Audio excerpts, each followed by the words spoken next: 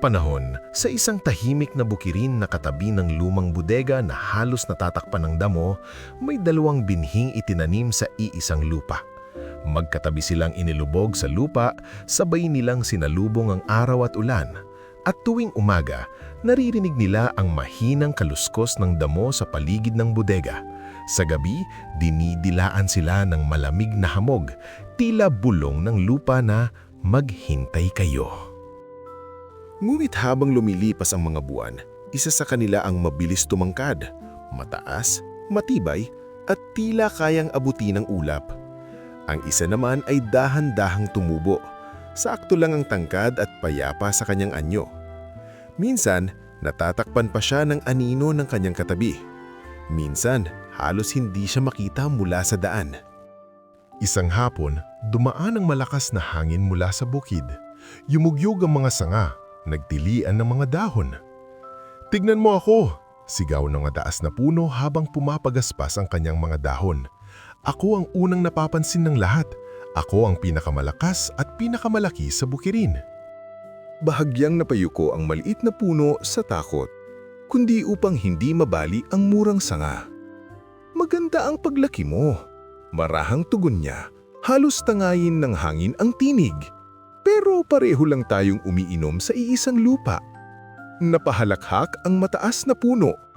"Lupa? Ako ang nakikita nila, hindi ang lupa." Tahimik lamang ang maliit na puno. Sa tuwing hinahaplos ng hangin ang kanyang mga dahon, yumuyuko siya at muling tumatayo. At sa lilim ng lumang bodega na tahimik na nakamasid, ang dalawang puno ay patuloy na lumalago. Magkatabi, ngulit magkaiba ang puso. Habang lumilipas ang mga taon, lalo pang lumaki ang mataas na puno. Mas malawak ang sanga, mas makapal ang katawan. Ang kanyang anino ay umaabot hanggang sa gilid ng lumang bodega, tila ba gustong takpan ng buong bukirin. Kapag sumisikat ang araw, siya ang unang tinatamaan ng liwanag. Kapag dumarating ang ulan, siya ang unang naririnig ang patak sa kanyang mga dahon. At sa bawat paglawak ng kanyang anyo, lalo ring tumitigas ang kanyang tinig. Palagi niyang pinagtatawanan ang maliit na puno. "Bakit ka pa nakayuko?"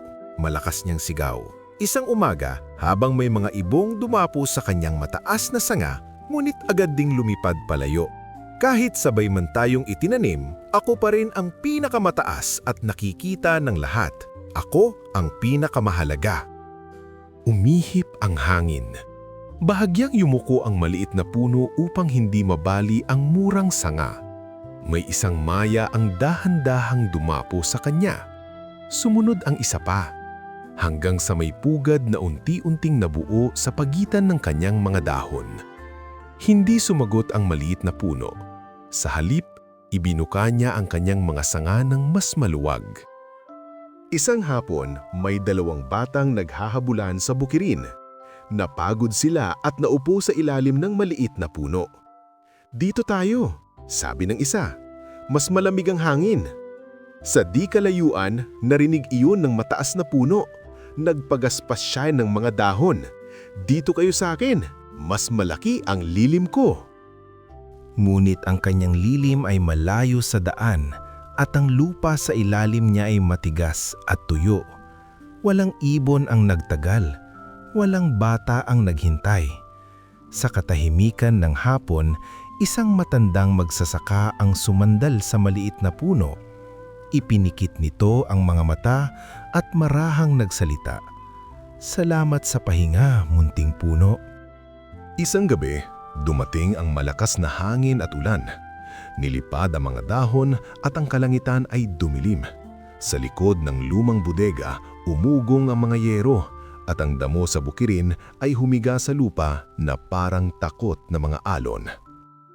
Ang mataas na puno ay nanindig, hindi yumuko. "Hindi ako matitinag," aniya, habang pumapagaspas ang kanyang malalapad na sanga. Ngunit sa bawat pag-ihip ng hangin, may naririnig na mahinang langit-ngit. Mga hibla ng kahoy na unti-unting napipigtal. Isang malakas na kulog ang sumunod, isang sanga ang nabali. At sa kabila ng yabang, Siya ang unang nahulog sa lupa. Umalingaw-ngaw ang pagbagsak niya sa basang bukirin. Nagkalat ang mga dahon sa putik at ang dating anino na umaabot sa bodega ay naputol sa dilim. Samantalang ang maliit na puno, bagaman mababa at payak, ay yumuko sa simoy ng hangin.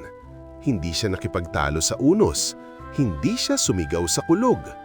Sa bawat bugso, ibinababa niya ang kanyang mga sanga, hinahayaan ng hangin na dumaan. Isang malakas na bugso ang muntik nang magpatihaya sa kanya. Saglit siyang dumikit sa lupa, ang mga dahon ay halos sumayad sa putik, ngunit hindi nabali. Hinayaan niya ang unos na dumaan sa kanyang katawan at nang matapos ang gabi, unti-unting luminaw ang kalangitan. Sa unang sinag ng araw, ang maliit na puno ay nanatili pa ring nakatayo. Basa, maputik, ngulit buo at matatag. Kinabukasan, dumating ang mga tao sa bukirin. May dala silang mga lubid at lagari. May ilan pang nakasilong sa lilim ng ulap, pinagmamasdan ang bakas ng nagdaang bagyo. Tiningnan nila ang mataas na puno na nabagsak. Nakahandusay ito sa lupa. Ang mga ugat ay nakalitaw, may kapit pang putik. May isang lalaki ang umiling. "Napakalaki ng kahoy na iyon," sabi niya. Pero wala na. Isang bata ang lumapit at tinapik ang tuyong balat ng puno. Wala nang pumapagaspas na dahon. Wala nang yabang na umaalingaw-ngaw sa hangin. Tahimik na lamang ang dating pinakamataas sa bukirin. Pagkaraan, lumipat ang kanilang mga mata sa kabilang dako. Naroon ang maliit na puno. Bahagyang baluktot pa ang ilang sanga. May bakas ng putik sa mga dahon. Ngunit nakatayo. Lumapit ang isang matandang magsasaka at sumilong sandali. Pinunasan niya ang pawis sa noo. Bagaman hindi siya kasing taas, marahan niyang wika. Nagbibigay siya ng lilim at pahingahan. Tumanggo ang isa pa. Matibay siya at mapagkumbaba. May dalawang bata na muling naupo sa ilalim ng kanyang sanga. May ibong dumapo at nagpagbag ng basang pakpak.